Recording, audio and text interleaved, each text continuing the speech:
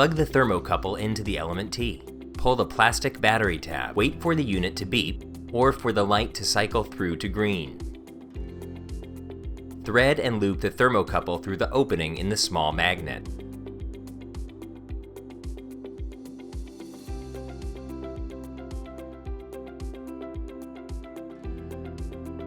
Attach the magnetized Element T to the side of the freezer. Feed the thermocouple through the side of the freezer doors.